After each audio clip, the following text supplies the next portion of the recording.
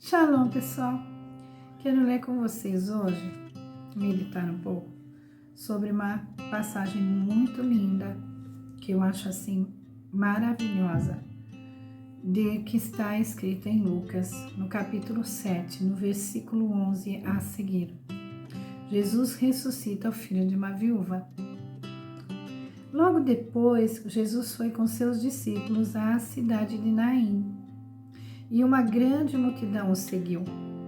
Quando ele se aproximou da porta da cidade, estava saindo o enterro do único filho de uma viúva, e uma grande multidão da cidade a acompanhava. Quando o Senhor a viu, sentiu profunda compaixão por ela. "Não chore", disse ele.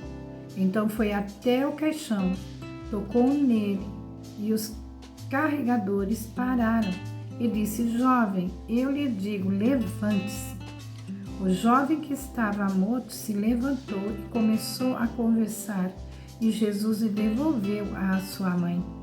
Grande temor tomou conta da multidão, que louvava a Deus, dizendo: "Um profeta poderoso se levantou entre nós, e hoje Deus visitou seu povo." Essa notícia sobre Jesus se espalhou por toda a Judéia e em seus arredores. Eu acho linda esta passagem, que nos diz sobre duas multidões. A multidão da vida, da esperança, a multidão da fé, que era a multidão que acompanhava Jesus, né? Eles acompanhavam Jesus, eles seguiam, e cada vez mais Jesus atraía mais pessoas para si, porque ele não só falava palavras de conhecimento, mas ele, em atitude, ele era alguém que atraía multidões.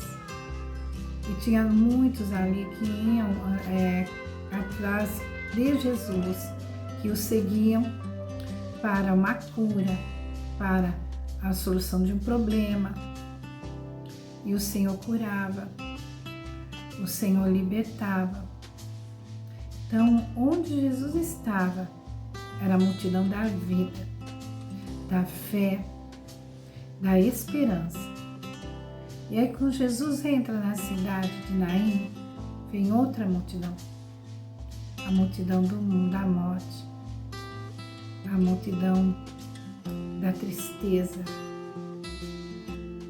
a multidão da solidão, do medo, das incertezas. Ali estava uma viúva que estava levando seu único filho. E no contexto, no tempo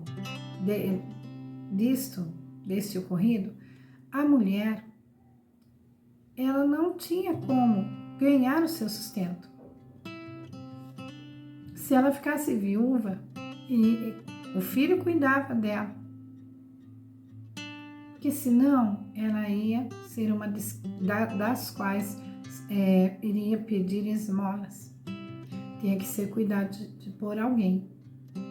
E essa mulher, então, veja o detalhe, que ela estava indo enterrar seu único filho. Ela já tinha perdido seu marido, mas tinha o seu filho, seu companheiro, seu amparo. E aí seu filho morre. Que dor daquela mulher. De enterrar o seu filho e também, além de enterrá-lo, as suas esperanças, a sua vida. Sentimento de abandono, de solidão, as incertezas. E Jesus, então, tem compaixão desta mulher. E ele para o enterro, né, o cortejo fúnebre, toca naquele jovem que estava morto e diz: "Levanta-te", e o entrega vivo para sua mãe. E aquela multidão, então, que vinha com Jesus, que era da alegria, da esperança, que creio, o texto não nos diz, mas provavelmente ficou em silêncio, pensando, porque cada um, naquele momento do velório, né, se pensa na quanto é finito a nossa vida aqui, quando nós somos vulneráveis, No instante estamos vivos e de repente podemos estar mortos. E as esperanças e sonhos e tanta coisa. E também se compadecendo da mulher. Veja, grande parte da cidade acompanhava. Era uma mulher querida. Uma família, né? E se compadece porque também cada um se vê um pouquinho ali, não é? Mas aquela multidão que estava com a mulher acompanhando, que era de tristeza, que tinha cheiro de morte, encontrou com o Senhor da vida. E daí aquela multidão triste se tornou uma multidão alegre. E aí todos se uniram para louvar e engrandecer o nome do Deus Todo-Poderoso. Que o feito de Jesus, de dar vida ao morto, a alegria daquela mãe, a alegria daquele filho, um filho bom, porque o Senhor se compadeceu. Isso sempre me traz assim o coração, como Dorcas, né? Nós vamos ver isso também com Dorcas. Dorcas era uma mulher boa, nos diz a Bíblia, que ela fazia vestidos para as viúvas, roupas para as viúvas, ajudava os necessitados. Naquele tempo, ser costureira não é como hoje, né? Você tem umas máquinas aí, toda elétrica. Não, as roupas eram feitas manualmente. Os tecidos eram caros e elas faziam com amor. Então, quando Dorcas morre, nos diz o texto, porque ela adoeceu e morreu, aquelas viúvas ficaram totalmente desamparadas. Já estavam viúvas, e viúvas, quando fala na Bíblia, é porque tinha mais de 60 anos e não tinha ninguém para cuidar delas. Então, eram as viúvas que a igreja sustentava. Então, vejam, viúvas não tinham filhos e de repente veio Dorcas. Não era tanto o vestido, mas o significado por trás do vestido. O acolhimento, o carinho, sabe? É tão maravilhoso isso. E de repente Dorcas morre. Elas estavam de novo vivendo, sofrendo luto, de novo sofrendo a falta de pertencimento, o abandono. E aí vão buscar a Pedro. Pedro vai e vê tudo que Dorcas fazia, que elas fizeram questão de dizer o quanto Dorcas era importante, quanto ela era querida. E Pedro ora e o Senhor atrás de volta. Fico pensando nisso, com este jovem, como ele fazia a diferença na vida daquela mãe, daquela comunidade que também foi honrar aquela família no momento tão difícil. E o Senhor achou nele alguém que merecia ser ressuscitado, porque iria cuidar dessa mãe. Dorcas, o Senhor achou nela uma mulher, uma jovem mulher, que sim, também ela era digna de ser ressuscitada, porque ela fazia diferença. Não é maravilhoso isso, gente? A gente fazia a diferença na vida de alguém e a gente pensa às vezes que ninguém está nos vendo. E às vezes é coisa pequena. Aquele filho está cuidando de uma irmã da mãe dele, uma das moradoras da cidade ali. E nem fala o nome da viúva, nem o nome do seu filho é citado. Então não é ninguém ilustre. Mas para Jesus sim, era importante. Tocou o coração de Jesus. Depois Dorcas tocou o coração de Jesus. Pedro ora e o Senhor atrás de volta à vida. E nós, como nós estamos tocando o coração de Jesus? Como que está sendo a nossa vida? Sabe, às vezes nós pensamos, mas é tão pouco, eu vou fazer isso, é tão pouco. Mas faça o bem. Ore por alguém. Anuncie a palavra de Deus, fale de Jesus com a sua vida. Dorcas, a vida dela falou muito mais alto, o testemunho de vida dela. Tanto é que na cidade soube que Dorcas tinha voltado à vida, muitos creram no Senhor. Porquanto viram Dorcas andando novamente, né? Eu fico pensando sobre Dorcas. Ela chamava atenção, mas de uma maneira assim, boa. Ela ajudava as viúvas. Ela não ficou pensando em coisas grandiosas ou nela mesma, mas ela tinha prazer de cuidar. Nós às vezes estamos perdendo esse prazer de cuidar. Nós estamos assim, numa velocidade tão incrível com tudo, que às vezes nós esquecemos que servir e cuidar das pessoas é algo maravilhoso. Não devia ser um fardo para nós, mas sim um prazer. Como Deus olha com carinho, com atenção, né? Tanto o jovem que voltou à vida quanto Dorcas. E o Senhor foi glorificado por isso. As nossas vidas, a nossa maneira de viver tem que refletir o Senhor, né? Uma das passagens interessantes também que eu notei foi quando Pedro e João estão lá, subiram para orar. Está aqui. Vou ler com vocês Atos 3 e já vou terminar, tá? Atos capítulo 3, versículo 1 a seguir. Certo dia, por volta das 3 da tarde, Pedro e João foram ao templo orar.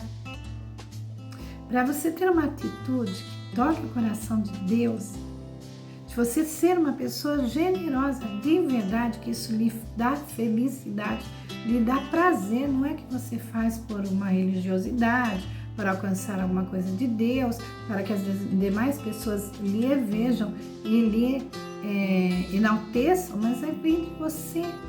Por quê? Porque você está cheio de Deus.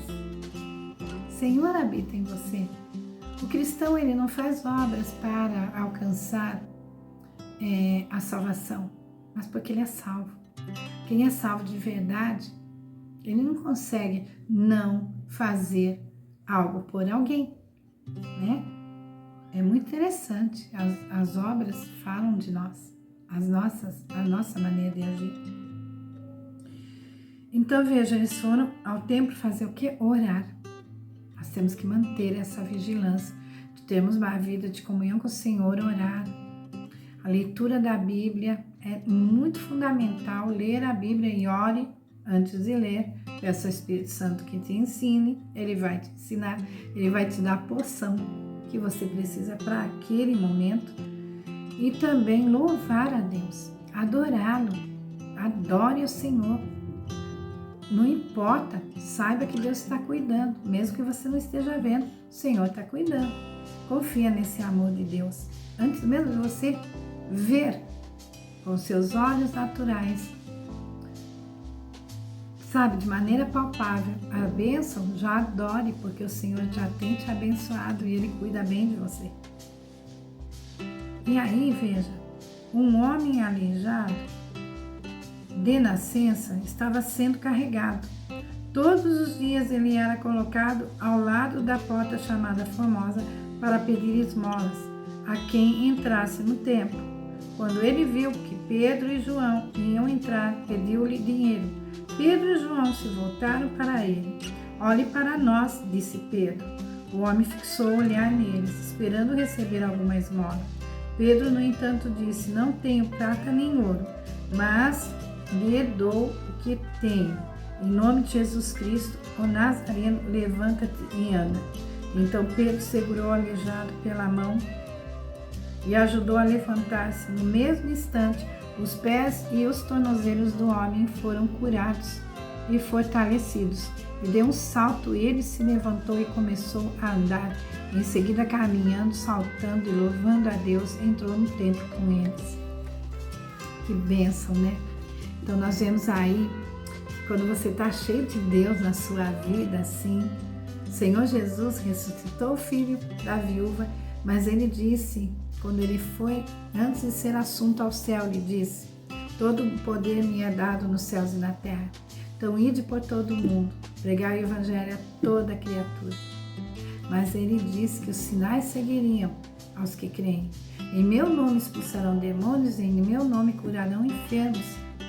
Ou seja, o nome de Jesus é poderoso para salvar, para curar, para libertar, para transformar vidas. E por isso que Pedro falou, eu não tenho nada, não tenho ouro, não tenho prata, mas o que eu tenho eu te dou. O que ele tinha? Jesus. Jesus fazia parte da vida dele. Então, nesse nome todo poderoso, ele orou e o Senhor operou maravilhas. E aquele homem, então, que era carregado, que era colocado todo dia ali para mendigar, agora sai saltando. Todo a sua estrutura, as suas pernas, os seus, né, tudo foi curado pelo Senhor. E uma nova vida começou. Nós temos muito que dar, sim, para as pessoas. Às vezes você fala, eu não tenho nada. Você tem Jesus. Jesus é tudo que as pessoas precisam. Uma palavra de amor, uma palavra de incentivo, uma oração.